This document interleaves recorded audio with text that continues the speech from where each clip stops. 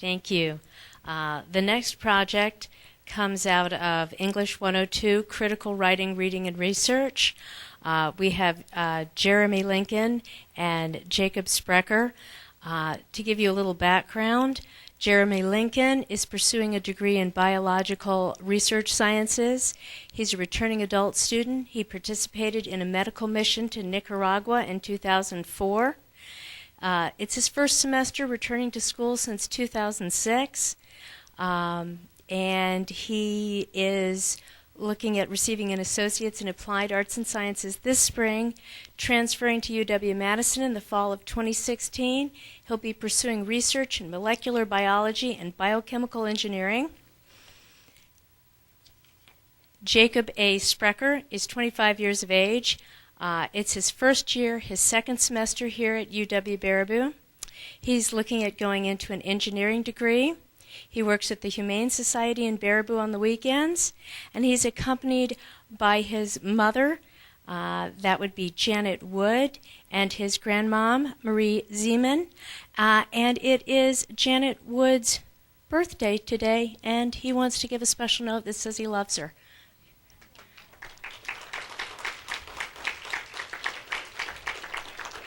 Oh, okay, guys, you got to come up and do it now.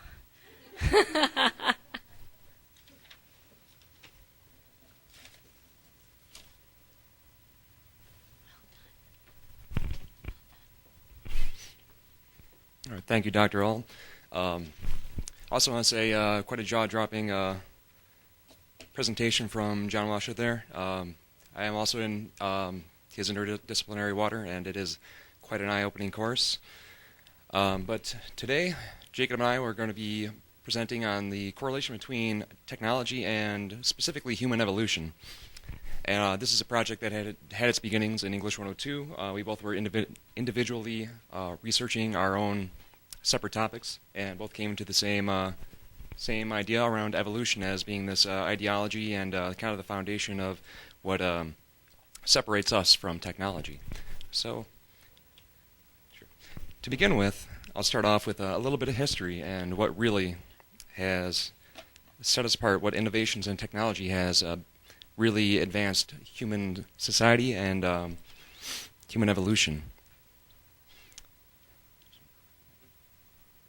The very first one, we have fire. Fire and the control of fire, it allowed us to ward off predators, and it allowed early humans to sleep on the ground, warded off these predators, also allowing us to keep some warmth at night. Being able to hold this for cooking aided in digestion. The breakdown of these complex sugars, proteins, and fats was able to allow us to decrease the amount of energy input that was going into our gut, reduced our gut length, reduced our teeth size, aided in killing parasites. All of this is hypothesized to allow in aiding to brain development. I also was trying to find a little more about what influenced vision and color vision over the loss of sense of smell compared to a lot of other mammals, but that's another research for another time. Moving on, we have our next big technology, which really influenced society, projectiles, and especially weapons. Projectiles really increased hunting proficiency and had a huge social importance. An average projectile will travel faster than the speediest antelope, which is going to really help bring in the extra food for the whole civilization. Social importance, it really leveled the playing field. We've all heard the story about David and Goliath. It allows the weaker individual to level the playing field and take down the dominant, stronger individual. It even today has still continued to be used as a threat and encourages a high level of competition in society. All right. As you can see from our next picture on the top right, it's a printing press. Printing press and written language, big innovations and big technology. The written language really helped increase the spread of culture and ideas. It allowed for knowledge to be passed more efficiently, especially through generations where previously we only had song, maybe dance, just stories to be told. Even some pictures on the wall, and that's some of the very first written language. The printing press really helped increase literacy. It increased visual stimulation and promoted the spread of culture and knowledge. And on the bottom right here, you see Pont du Gard, a picture taken in 2007. The Romans actually had 11 aqueducts as of the 3rd century A.D. This increased sanitation and running water helped reduce disease, increased social mobility, and even a little more history, the New York City sewers were built in the late 19th century. Some of the very first sewers built in Western society were built in London in the 18th century and were recognized to help reduce the spread of cholera, as there were several cholera outbreaks. These are actually documented by Dr. John Snow around 1854. Thank you. All right, and more on our sanitation and water services. There's actually 80% of health problems are linked to inadequate sanitation. In the last 5 years, diarrhea alone has killed more children than all of the people killed in World War II. A quote from Louis Pasteur, "We drink 90% of our illness." This kind of brings me to our graph on the right. We see this ever trend of increasing lifespan, something that has really been influenced by technology. As we see from the Industrial Revolution, it has really increased and really has just gained and gained, and a lot of aging scientists and physicians are trying to extend the average lifespan. Even as of today, it's still only about 100 years for the average lifespan of a human individual. This is something that we like to attribute to a hypothesis called techno-physio-evolution. This is related to the strength and knowledge of previous generations increasing and allowing the next generation to be stronger, smarter, and continue on and advance and evolve better. As you can see next, I've got antibiotics. Antibiotics were developed by Dr. Alexander Fleming in 1928. This really helped reduce the spread of disease, cut down on diseases and death from undue disease. A little bit more history with some of our medical technology as well, some of these big advances. 1977 was the last recorded case of smallpox. Polio has nearly been wiped out. The guinea worm, there's only 126 reported cases as of 2014, and rubella has been declared eliminated as of the 29th of April this year. These results were all from the World Health Organization. And more on the medical technology, because it really has been the big advance of the last 100 years, even 60 years. Some of the imaging and diagnostics, CT scans, X-rays, MRI machines, ultrasound, all very useful imaging and help us to recognize and assess medical issues well before they become big major events or even allow them to be more treatable. Other diagnostics such as EEGs, EKGs, more of just monitoring and measurements and recording devices, but also help us gauge and recognize some of these other major events. These have all contributed to the increasing the average lifespan and life expectancy of the average individual. Moving on to our next slide, we have a little bit about adaptive technology. As you can see on our top left here, this is actually a nano-injector, but we'll move on to a little bit more. I'll talk about that here in a second. We have other things as prosthetics, hearing aids, and something new even called eSight that has allowed people with low vision to be able to see, something that I'm very interested in. I'm always trying to follow up on some of the newer technology that comes out. eSight is actually allowed some people with low visual levels to be able to see the color in their children's eyes. Very heartwarming story I read just a couple of weeks ago.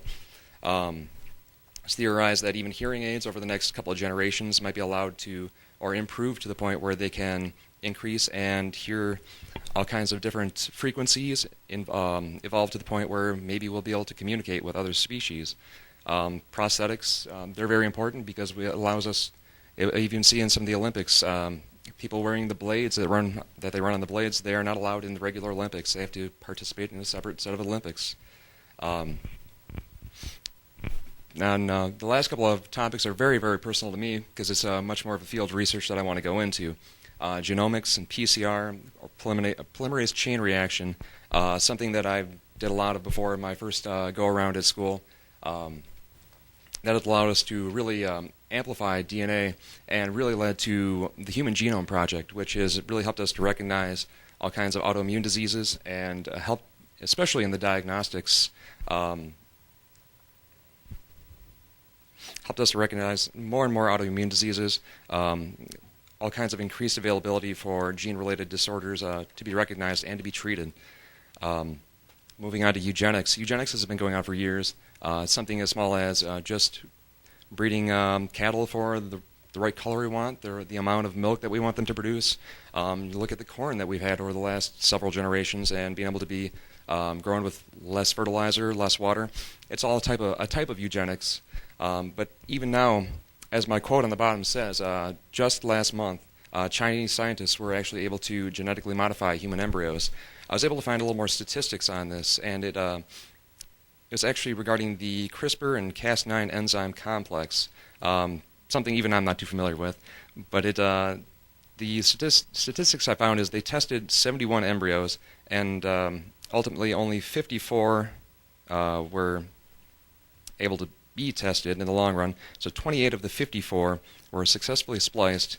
Only a fraction of them actually contained the genetic material they wanted to introduce. So it's still a very early introduction into this technology. But as for my picture on the bottom left, if you've seen Gattaca, it's a fun film, and it really gives us the idea that maybe sometime in the near future, maybe another 100 years, we will be actively selecting for what kind of phenotypes we want in our children, what eye color, be able to stay away from the cancers, from the heart disease, and stay away from any and all autoimmune diseases. And kind of relating to that, as science fiction becomes more reality, kind of makes me think that maybe I should write a little bit more science fiction myself. But technology is definitely influencing evolution. Humans aim to direct our own evolution, as you see kind of in this ever-increasing trend. Adaptive technologies may take us in that direction. Thank you. All right. Artificial limbs and the possibility of cyborgs. Is it possible? Here we got RoboCop on the right, which we're all familiar with. The actor Peter Weller, actually I found out he graduated in Wisconsin at Stevens Point.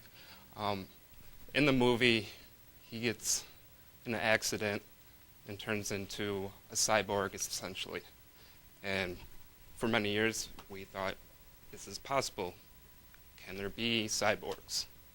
Well, this picture shows that it's on the way. Right there, it's showing the two people. We got Jesse Sullivan and Claudia Michelle. They're shaking hands with prosthetic arms. They're actually bionical, and they are controlled through the limbs and through the muscles by a microchip.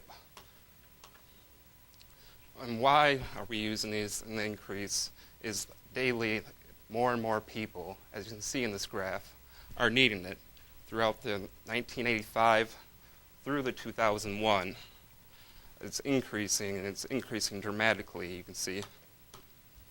And how do these things work? How do they control? Well, here in this graph is showing exactly how the electrodes are plugged into our muscles and transmitted into our brain, which our brain receives that info and sends what to do with that arm.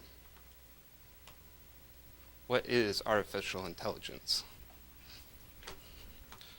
The theory and the development of computer systems able to perform tasks that normally require human intelligence, such as visual perception, speech recognition, decision-making, and translation between languages.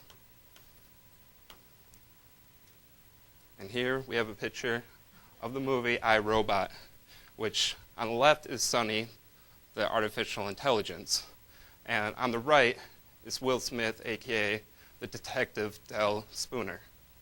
And this is the reason how we actually came upon our research, because we watched this movie in Dr. Auld's class, in which we came on technology about visual rhetoric. Where is AI found today? AI found everywhere. You got phones, you got your smart cars, you got your smartphones. Anywhere you can look around, you got AI everywhere. Artificial intelligence. What are some are? Oop. That's the next one, sorry.